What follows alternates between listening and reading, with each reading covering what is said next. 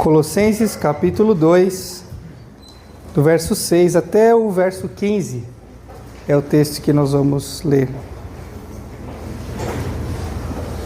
Amém? Ora, como recebeste Cristo Jesus o Senhor, assim andai nele. Nele radicados e edificados e confirmados na fé, tal como fostes instruídos, crescendo em ações de graça. Cuidado, que ninguém vos venha enredar com suas filosofias e vãs sutilezas, conforme a tradição dos homens, conforme os rudimentos do mundo, e não segundo Cristo. Porquanto nele habita corporalmente toda a plenitude da divindade. Também nele estáis aperfeiçoados. Ele é o cabeça de todo principado e potestade. Nele também fostes circuncidados, não por intermédio de mãos, mas no despojamento do corpo da carne, que é a circuncisão de Cristo. Tendo sido sepultados juntamente com ele no batismo, no qual igualmente fostes ressuscitados mediante a fé no poder de Deus, que o ressuscitou dentre os mortos.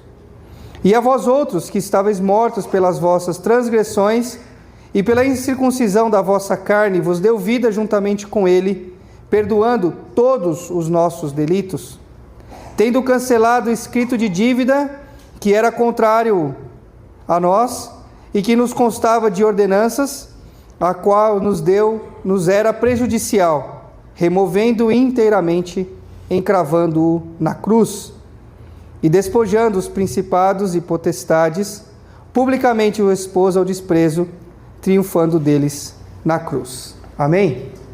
Uma das cenas mais assim, assustadoras, eu acho que eu me lembro, e ao mesmo tempo triste, foi de uma visita, uma ação com um morador de rua, não sei se a Dani vai lembrar, lá na igreja para onde vai o Pedro, que nós fomos fazer essa abordagem na rua com os moradores de rua, entregando ali comida e tudo mais, e de repente um homem levanta assim da calçada e fala: vocês vão orar, mas antes de orar nós temos que cantar uma música. Falei: meu Deus, o que vai sair, né? E aí, seu divino, como num salto, ele se levanta e fala assim: firme nas promessas do Senhor, amém. E ele foi cantando. Eu até achei que a Lúcia ia chamar essa música. E era firmes, firmes, firmes na promessa do Senhor. E aí o grupo nosso tinha que falar o quê, amor? Amém. Aí depois ele ensinou, era firme nas promessas do Senhor. Aí você tinha que falar: meu Salvador. Então o cara meio que dirigiu o louvor num salto. Eu não sei como você se sente com uma cena dessa, porque em uma perspectiva, puxa, o cara conhece alguma coisa, né? Em outra perspectiva, ele abandonou essa coisa. Não sei como você se sente com essas matérias que aparecem na televisão de um pastor que cai numa situação, ou um membro da igreja que comete um erro, e aí aparece um monte de gente publicando aquela miséria, e reclamando, e falando. Eu não sei como você se sente, mas é claro que a gente fica horrorizado às vezes por algumas coisas que a galera faz, mas quem aqui não é capaz de cometer erros graves? Levanta a mão. Ninguém levanta a mão, exatamente. Do outro lado, é muito triste, porque boa parte dessas pessoas, talvez uma grande parte dessas pessoas que chegam a essas situações tão tristes, tão deploráveis como um morador de rua, elas começaram muito bem. Eu acredito que alguma delas, de fato, elas receberam a Cristo, como é a proposta logo do verso 6.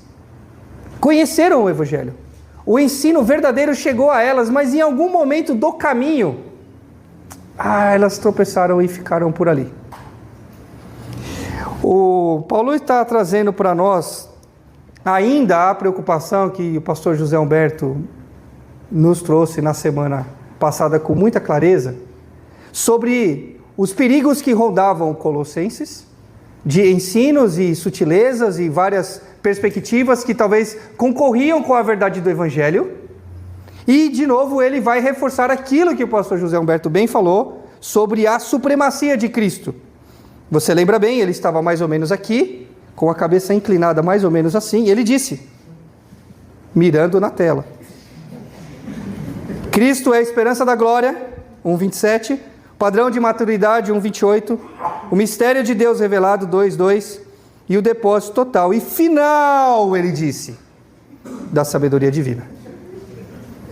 O final, não sei se foi assim, com pouca ênfase como eu dei, ele deu mais ênfase. Então, em cima dessa supremacia de Cristo, faz a amarração no ora, do verso 6.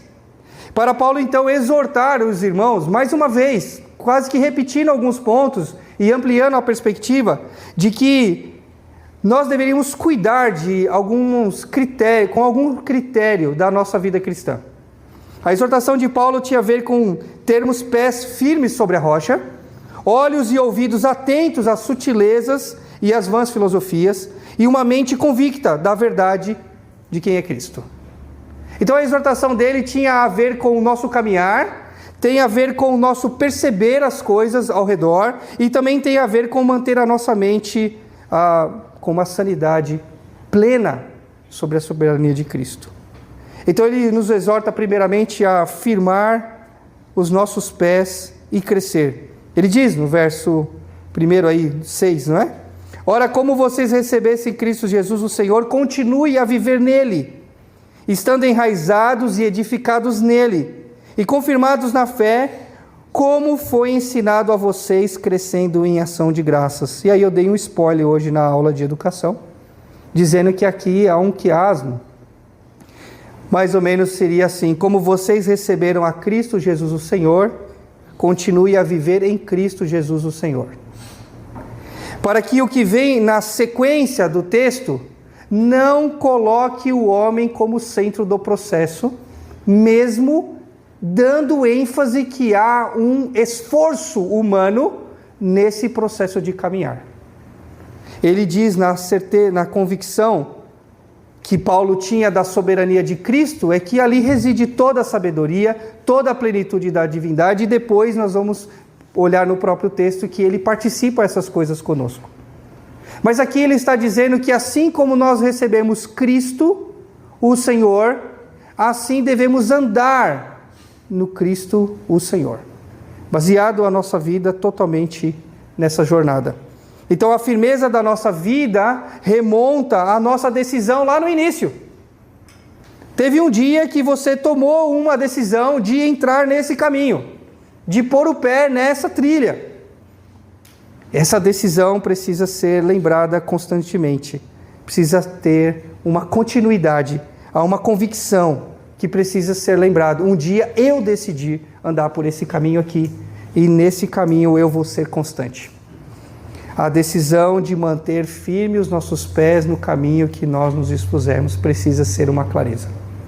Eu acredito que talvez na vida daquele homem que a um salto se levanta cantando, e com outros tantos, é que um dia, de fato e de verdade, eles colocaram o pé no caminho e por algum motivo, razão ou circunstância, eles perderam as suas convicções e no meio da jornada, eles deixaram de viver nele. É muito triste.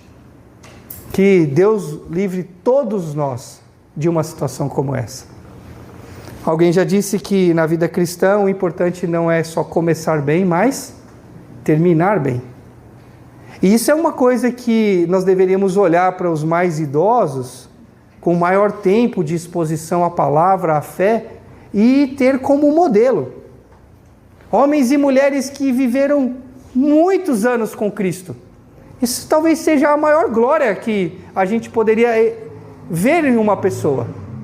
Quando nós vemos essa longevidade do caminho, quão longe ele caminhou, quanto tempo ele andou com o Senhor e ele permanece com o Senhor. Isso é fantástico. Entre várias situações que acontecem pelo nosso caminho, vários empreendimentos que a gente se envolve, várias conquistas que a gente tem, dores, mágoas, mas também vitórias e glórias e tantas coisas, o maior objetivo nosso é chegar até o final, seja o nosso ou dessa era no caminho que um dia a gente botou os nossos pés. Então Paulo vai lançar de duas imagens aqui muito interessantes, que é sobre enraizados, radicados e edificados, que tem uma similaridade. Assim como a árvore, ela atinge, antes de atingir o céu, ela precisa se firmar ali nas rochas e na terra onde ela está plantada, assim também um edifício, para que ele seja colocado sobre ele, andar por andar, ele precisa ter uma base firme. Então as duas imagens nos levam a olhar para baixo. O que mantém essa árvore de pé, o que mantém esse edifício de pé, é a qualidade desse firmamento, dessa capacidade de poder se firmar e ficar firme lá. Tirando aquele vendaval que teve aqui no seminário, que derrubou árvores grandes em cima da casa do Lac ali, né, onde está, aqui, isso. Tirando esse episódio, eu fiquei assustado com duas árvores que caiu aqui. Uma delas ali perto do bloco masculino, um ventinho aí, não é nem um vento, acho que foi só um suspirinho, e caiu uma árvore. Eu fiquei aqui, mas como? Uma árvore de uns 6 metros de altura, seu divino. Caída.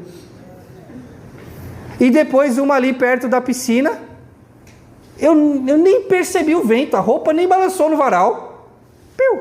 Caiu. As duas árvores eram da mesma espécie, da qual eu não sei qual é. Antes da Rebeca perguntar qual era a espécie, não sei. Mas uma coisa interessantíssima dessas duas árvores, aquela ali o pessoal picou ela, acho que foi o seu divino que foi lá e picou ela. Mas a outra, o pastor Alain, talvez você vai lembrar disso, ele agarrou naquela árvore, levantou a árvore, pastor José Alberto, enfiou ela no buraco, plantou de novo, e a bicha está lá até hoje como memorial de que aquele... Não vou entrar nessa de que aquele que cai pode ser levantado. Não é isso não. Para continuar no caminho, não é. Ela está lá. Mas eu fiquei assustado, porque era uma árvore grande, 6 metros, assim, frondosa. Passarinhos moravam naquela árvore, mas quando ela cai, a raiz dela, fininha, só uns cabelinhos velhos assim. Eu falei, como pode? Cresceu tanto, mas não cuidou aqui da base. Caiu.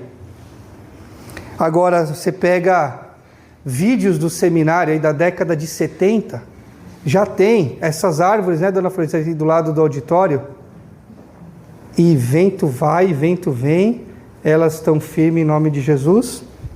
Amém. Que coisa! Ninguém coloca uma arma na sua cabeça e diz, continue com Jesus, senão eu te mato.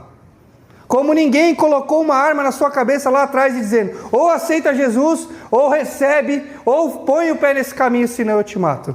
Então, nós precisamos manter firme aquilo que nós decidimos. Pôr os pés nesse caminho e andar por ele. Precisa ter essa vontade constante em nosso coração, porque senão facilmente a gente desanima. Manter o caminho como nós somos ensinados. Nós lembramos do texto de Efésios 2:20, que o fundamento dos apóstolos e profetas chegou a nós, colocando a base da onde a gente pode colocar a nossa esperança, a nossa fé, o nosso modo de agir. O bom ensino chegou a mim e a você. A verdade é a regra fundamental da nossa conduta. Não aquilo que é moralmente humano, não aquilo que é socialmente aceito e nem aquilo que é culturalmente permitido. Não é a moral humana, nem aquilo que a sociedade aceita, nem aquilo que a cultura permite, que deve ser o fundamento da nossa vida, mas sim a verdade que chegou a nós. Lembra-se do dia que você decidiu por esse caminho? Lembra como textos simples, tipo João 3,16, fazia tanto sentido na sua vida, na sua história? Lembra como ler o Salmo 23, o Senhor é o meu pastor, como aquilo queimava dentro de você? Lembra dessa chama e mantém ela acesa todo dia. Assim como recebestes a Cristo o Senhor, assim andai em Cristo o Senhor. Crescendo em ação de graças. Quando nós chegamos e conhecemos a verdade, nós compreendemos então que nós fomos alvos da graça de Deus. Não há nenhum mérito em nós. Ele olhou para nós e disse: é isso que eu vou fazer, eu vou mudar essa história e pôr o pezinho dele aonde ele deveria realmente seguir. É isso que tira de nós então todo o esforço por ser aceito e coloca em nós um constrangimento de gratidão. A graça de Deus deveria nos constranger e nos mover a ser agradecidos. A gratidão habita em um coração onde reside a verdade. Quando a verdade chega e ela se instaura dentro de nós, não tem outra coisa a não ser gratidão que vai borbulhar da nossa vida. A verdade fundamenta a nossa vida, os nossos passos, a nossa fé, e isso é motivo de gratidão. Ações de graça, todos os dias, constantemente. No dia que tudo vai bem, no dia que vai mal, porque nós estamos no caminho do qual um dia nos dispomos e queremos andar por ele gratos pela graça que chegou a nós. Então, os pés que um dia foram postos no caminho devem se manter firmes até o fim da jornada. A nossa ou a da era presente. Haverá um fim. Pode ser o nosso, a nossa morte, mas que até lá o nosso pé esteja firme nesse caminho, vivendo em ações de graça. Pode ser que ele volte, e se for hoje, nossa, seria fantástico. Então, até que ele venha, manteremos os nossos pés firmes nesse caminho. Segunda exortação de Paulo é sobre vigilância e atenção. Olhos e ouvidos atentos. Diz o texto, verso 8. Tendo cuidado, ou, na outra versão, cuidado, para que ninguém venha a enredá-los com sua filosofia e vãs sutilezas, conforme a tradição dos homens, conforme os rudimentos do mundo e não segundo Cristo. Então, nesse caminho haverá várias propostas sutis. Nem toda heresia é escabrosa ou escandalosa. Nem toda. Nem todo desvio é de fácil percepção. Nem toda tradição se aplica para sempre em todo lugar da mesma forma. Aquilo que é humanamente aceito ou foi feito precisa ser refletido dentro da cultura atual, dentro das circunstâncias que nós estamos. E nem toda verdade aparente se alinha com a suprema verdade de Deus. Então eu gosto de pensar nessa última perspectiva da verdade no texto de Coríntios 6,12, que todas as coisas são lícitas, talvez verdadeiras, honestas, justas, mas quando elas esbarram ou concorrem com a verdade de Deus, que é a nossa base e fundamento, elas não convêm. Então, alguma associação que talvez seja lícita, mas quando você vai orar, quando o Senhor conduz o seu coração, você vai ver que essa associação não convém. Talvez um ganho, talvez o abrir mão, eu não sei. Mas em várias circunstâncias as coisas podem ser lícitas, mas elas se tornam inconvenientes porque a gente está com os olhos e ouvidos atentos para ver se nesse meio não há uma sutil deformação. Pode ser de um ensino herético, como era a proposta aqui, o perigo que essa igreja estava correndo. Pode ser com verdades que talvez seriam naturalmente aceitas, mas poderiam deturpar o caminho desses irmãos, assim como é conosco. A chave, então, para a constância é o final do versículo, que é andar segundo Cristo. Então, não é os rudimentos do mundo ou a forma como o mundo se apresenta, mas sim segundo Cristo. Então eu sei que toda a escritura é importante, mas como é muito importante lermos os evangelhos. Ouvir o que ele falou, e de novo, e de novo, e de novo, e de novo, para que o nosso ouvido e os nossos olhos fiquem aguçados, vigilantes, atentos, sensíveis ao menor desvio daquilo que ele propôs. Não são poucas as religiões pseudo-cristãs. Em algumas delas, tem doutrinas que é a 1 milímetro de desvio da verdade. Mas que quando a gente pega esse caminho num milímetro de desvio, ao longo do tempo, nos põe muito distante da verdade. Ele diz que nós devemos estar atentos ao que ele ensinou, que é segundo Cristo, e cuidar das filosofias e vãs sutilezas conforme as tradições dos homens. Era mais um perigo que rondava de uma mistura de cristianismo, como o pastor José Humberto bem explorou, com cerimonialismo judaico, com angelolatria, com asceticismo, com várias perspectivas humanas que pareciam talvez muito justas, muito honestas, de um certo modo compreensíveis, mas que elas distanciavam daquele que é o supremo e o verdadeiro. A chave então para o nosso caminho constante é andar segundo Cristo.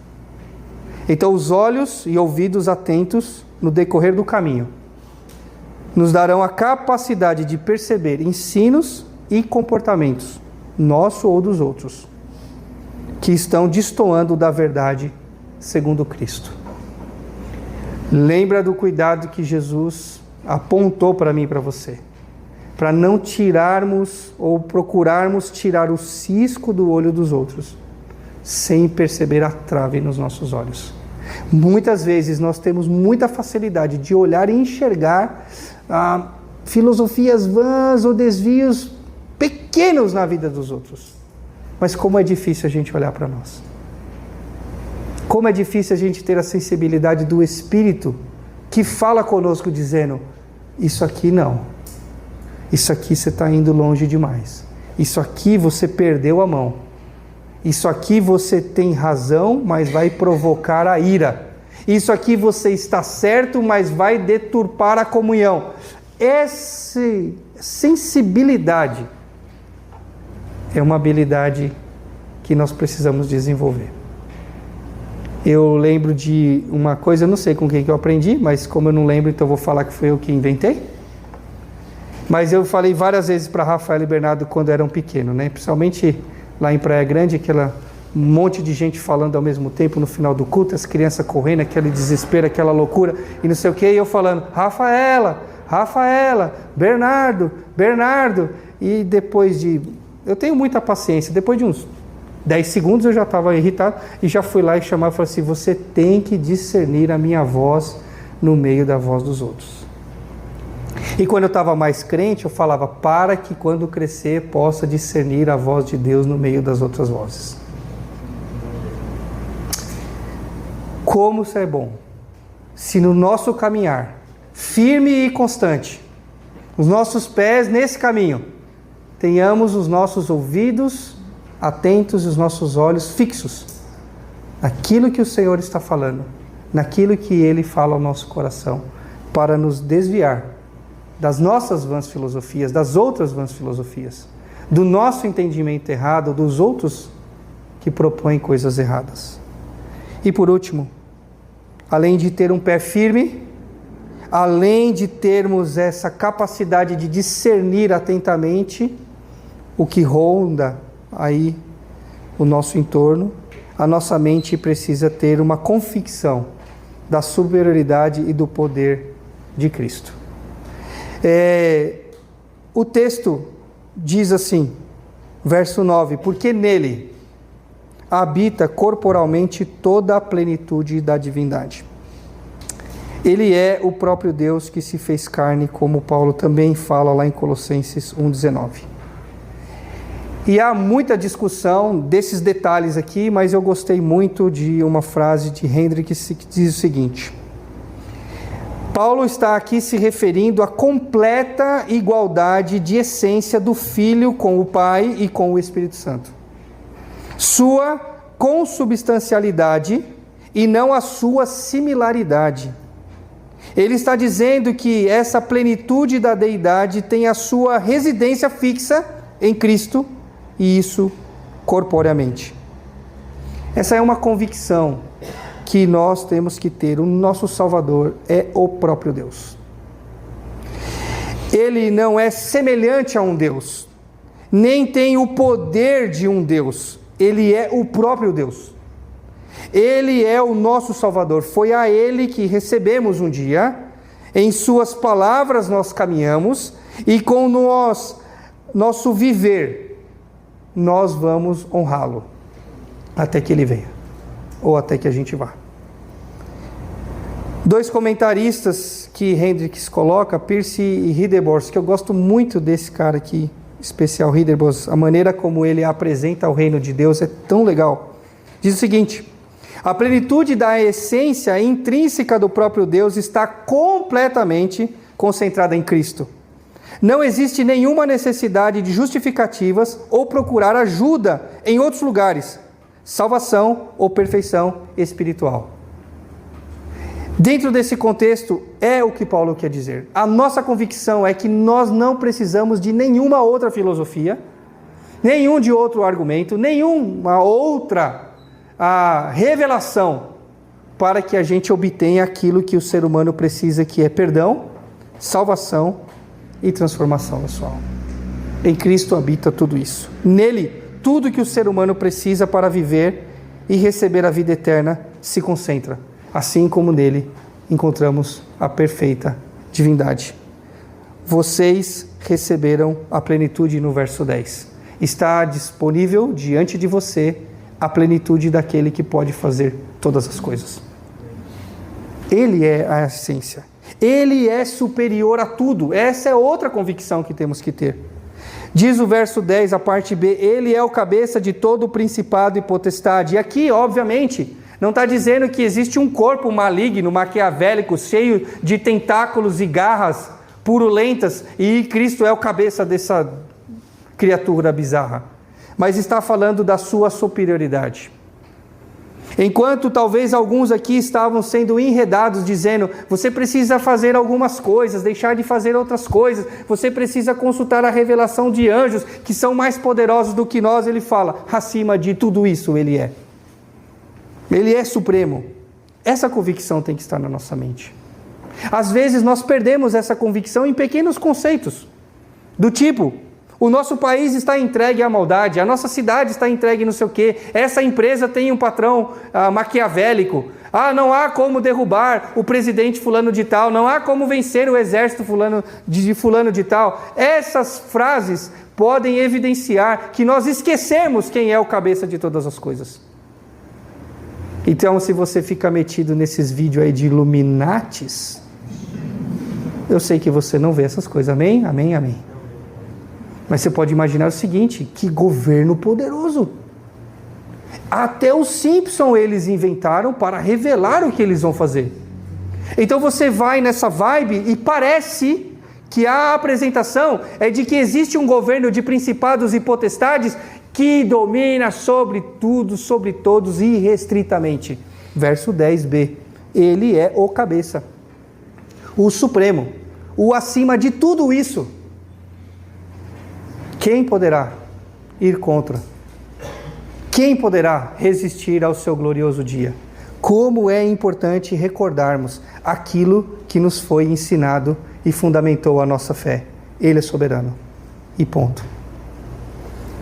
Somente depois de compreendermos a superioridade de Cristo, dá para entender que Ele é o cabeça de principado e potestade. Então, como alguns entendem que o perigo que circulava aquela igreja de Colossos era o ensino de anjos, ou o ensino de algum tipo de penitência para obter alguma superioridade, Paulo deixa claro que Cristo é superior a tudo e todos. Terceira convicção que tem que estar na nossa mente, convictos do que ele fez. Diz o verso 11, nele também vocês foram circuncidados, não com uma circuncisão feita por mãos humanas, mas pela renovação do corpo da carne, que é a circuncisão de Cristo. Então, primeiramente, sobre essa convicção do que ele fez, ele marcou-nos como seus para sempre. Assim como uma marca era feita para identificar-se com o Senhor, uma marca foi feita em nós para sempre. E essa marca não foi feita no nosso corpo, foi feita no corpo dele para evidenciar tudo o que o Senhor queria revelar.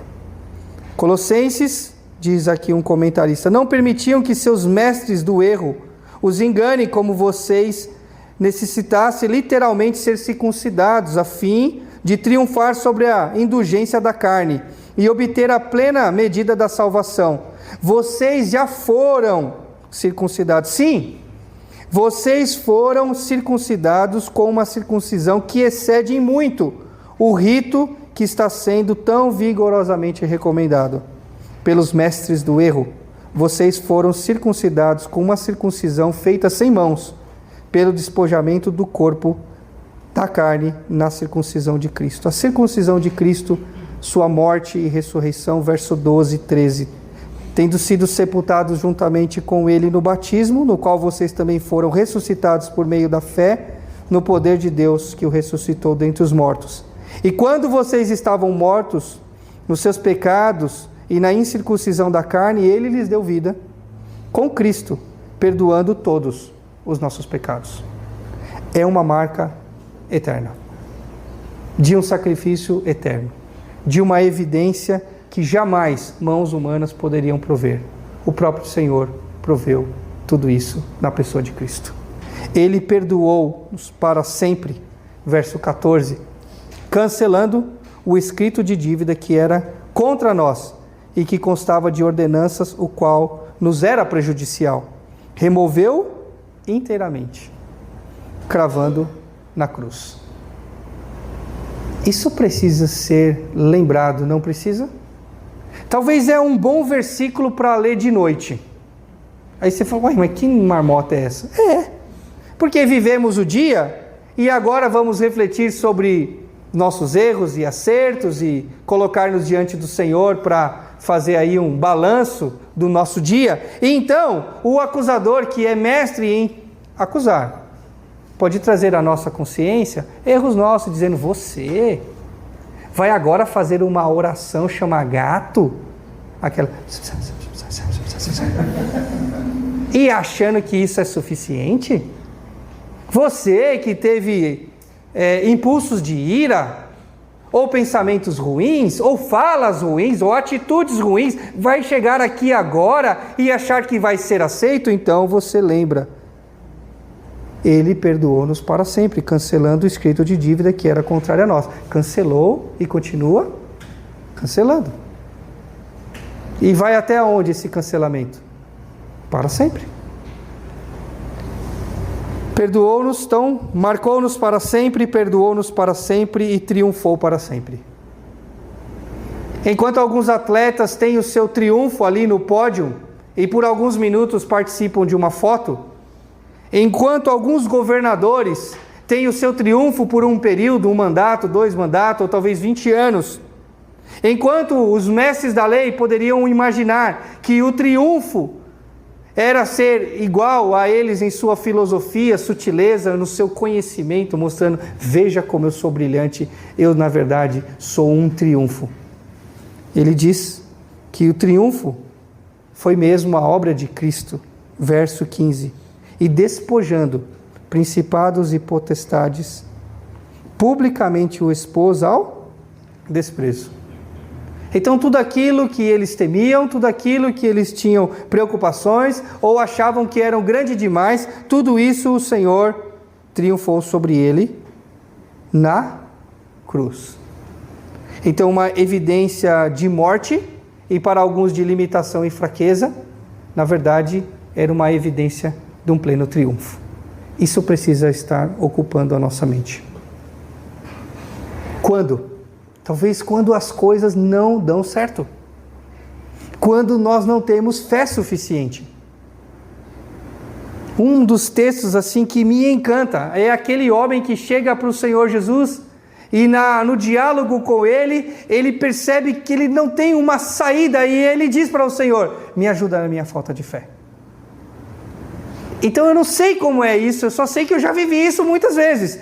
Racionalmente eu entendo que ele pode, emocionalmente eu não sinto que vai acontecer. E como é que a gente faz? A gente só mantém os pés firmes no caminho, olhos e ouvidos atentos às sutilezas do nosso coração e às sutilezas das vãs filosofias, e traz à nossa memória o que nos dá a esperança, a supremacia de Cristo que nos marcou para sempre, nos perdoou para sempre e triunfou para sempre.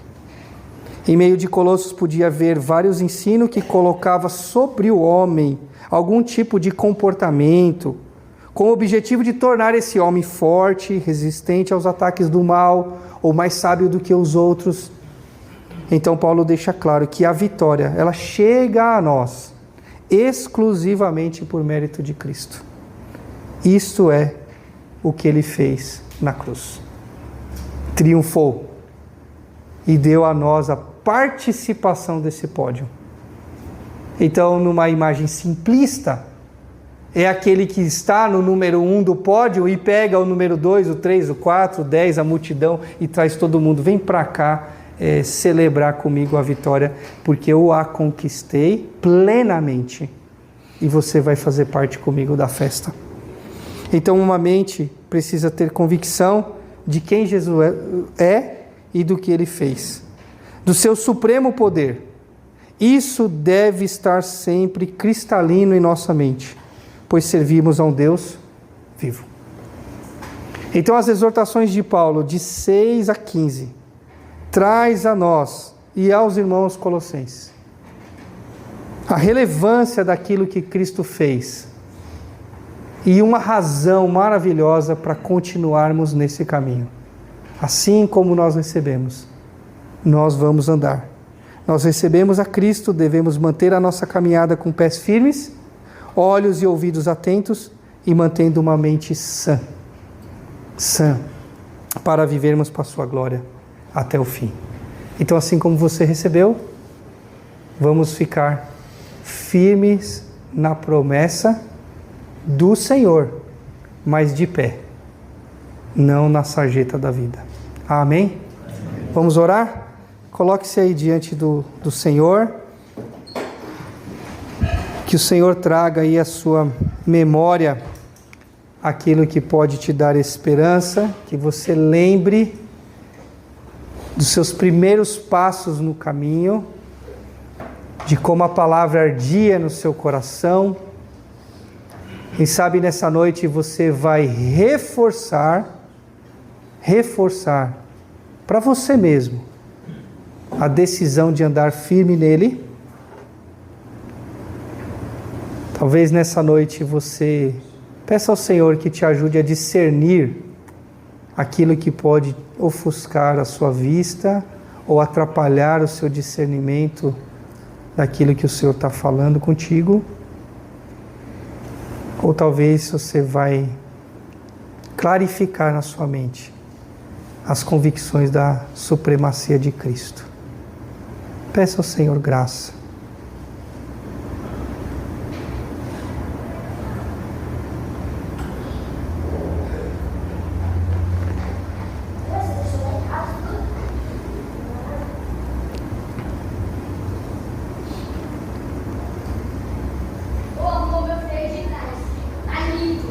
Pai querido, assim como pela Tua infinita graça,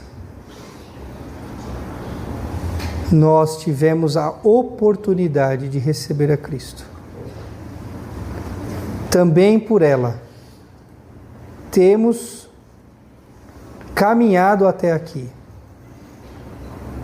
Pedimos que através da Tua graça, os nossos pés se mantenham firmes. Que os nossos ouvidos e olhos estejam atentos. E a nossa mente lúcida durante esse tempo que caminhamos. Não sabemos por quanto tempo vamos caminhar. Não sabemos a circunstância do terreno onde vamos caminhar. Não sabemos de adversidades que talvez estão diante de nós pelo nosso caminho, mas nós sabemos quem é conosco, quem caminha ao nosso lado, quem sustenta os nossos passos e segura na nossa mão. Emanuel. Que essa convicção encha de esperança o nosso coração. E que o Senhor nos guarde, ó Deus, de começar bem e não terminar tão bem. De começar bem e ao final perder a sã consciência da tua soberania. De começar bem e nos envolver com vãs filosofias e sutilezas, erros. Ou de começar bem e parar pelo caminho. Desistir de avançar. Desistir de fortalecer raízes. Desistir de edificar um andar sobre o outro e cada vez mais alto para glorificar o teu nome. Livra-nos disso, Pai. Concede a tua graça a cada um de nós aqui. Te louvamos, ó Pai, porque até aqui nos ajudou o Senhor. Muito obrigado pela tua graça, bondade e por essas exortações da tua palavra a nós. Em nome de Jesus. Amém. Amém.